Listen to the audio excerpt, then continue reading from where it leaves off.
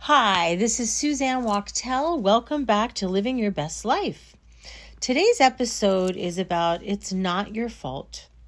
You're a good person. So often in life, we all walk around, not all, but a lot of us walk around with feelings that we take on this responsibility that things are our fault. And from the time we're little children, this imprinted message that we're to blame, that it's our fault, that when things go wrong or things happen or someone is angered or something breaks, that it's our fault. And associated with that thought, it's my fault, is guilt and shame and really not feeling good about yourself. So when you take on that thought process, that it's my fault every time something goes wrong, someone gets pissed off, someone cuts you off, someone disappoints you, it's my fault, will just give you the blame and the shame and the terrible feeling that you really have to get a hold of. You can't let this go on. I know people from childhood through their 90s that take responsibility and blame themselves for everything negative that's happened in their lives. So this wiring, this brain impression, this routing, this mapping that can go on can start as early as childhood. You could be sitting as a 3-year-old and have a big spill of a glass of milk. And as a reaction, your mother gets really mad, angry, pissed off, and you're sitting there thinking, oh, this doesn't feel good. It's my fault. I'm a bad girl. I'm a bad boy. I made this spill. Mommy's upset. And the truth of the matter is, obviously it was an accident or not. It's just spilled milk. But the mother is thinking, damn, I just cleaned the floor. I got to get it again. I got to pour it again. So what's happened is mother or caretaker has been triggered by the spill, as simple as a spill. But the reaction to it will definitely leave a visual and audio impression and energetically that it's my fault. And then the little child takes that away. It's only one of a billion impressions that are to come. As life goes on, there is that saying, and this is so true. We are not responsible for how other people behave, and yet sometimes and often we are the victim of it. So there's that old saying that the boss is mad, he lost a big account, and he takes it out on his worker, his employee, who could be your father, right?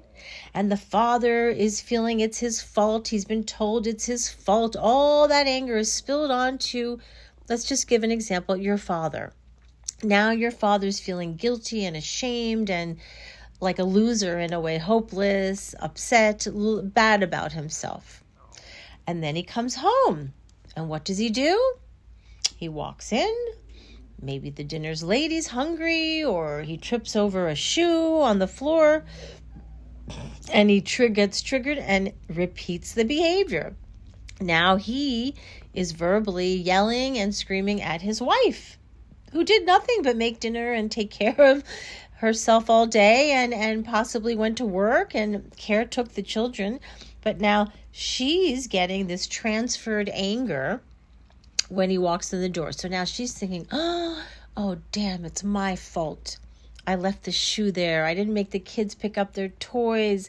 Oh, this is terrible. I feel so guilty and bad. Okay, so then the mother moves forward and the kids are making a lot of noise.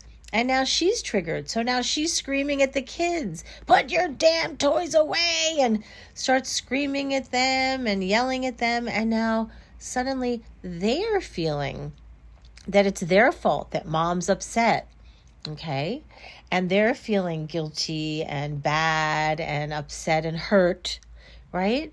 And so now they go quietly to their room where the innocent dog is laying there chewing its bone, and the child kicks the dog.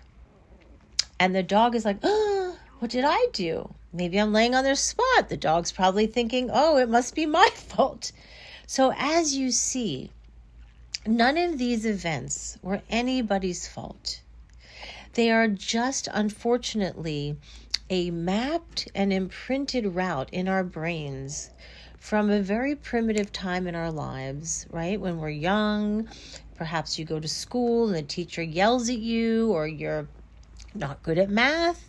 And now in math, you're feeling, like stupid or not good enough. And so unfortunately, when you think it's your fault, it's like taking on the responsibility that other people's behavior is because of you or something you did. And that is not true, because ultimately, that kind of taking on the it's my fault syndrome gives you this feeling of I'm not a good person, or I'm not good enough. If I was a good person or good enough, everyone around me would be joyful and happy. Well, that's a myth too. But at least you personally would not be taking on these feelings of, oh my God, it's my fault. I'm an idiot. I shouldn't have done it that way. I could have done it better, and now they're in a bad mood, so that's my fault, and I have to deal with that. And that has to stop. So let's just take a moment and take a breath.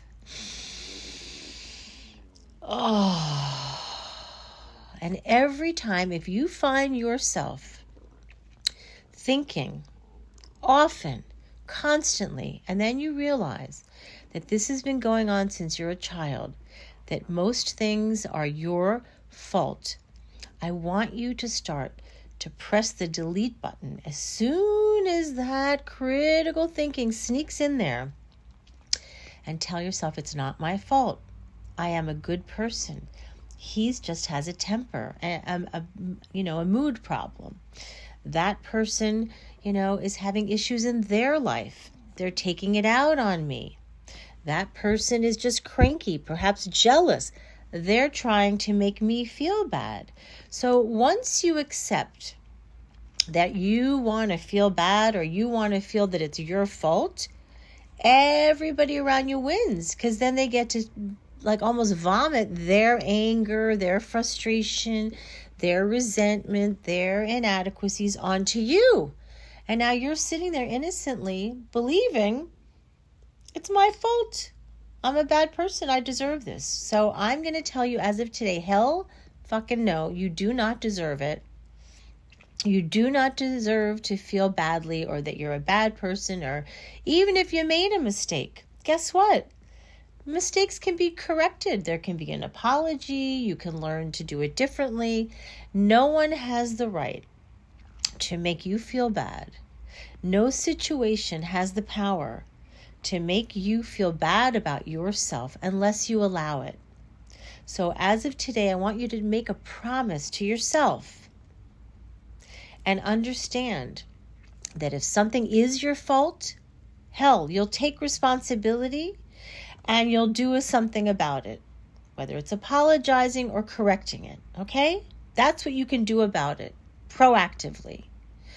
But if someone or something is trying to make you feel that it's your fault and that you're a bad person, well, hell no. Fuck that. You're not doing that anymore as of now. So the mantra here is, it's not my fault. I am a good person. I deserve to be happy. I deserve to feel good about myself. And I am going to understand that other people have things going on in their lives, and it's their responsibility to take care of their issues, their feelings, their anger, and their frustration. No one is allowed to put me down, to yell at me, to make me feel bad.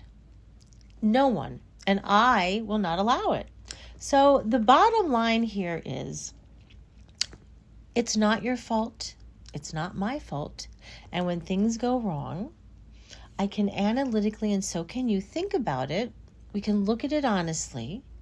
make the changes we need, but not accept ever again the bad feelings associated with it's my fault, like the guilt, the horrible anxiety, which can create the panic attacks, which is in the previous audio podcast, and the shame.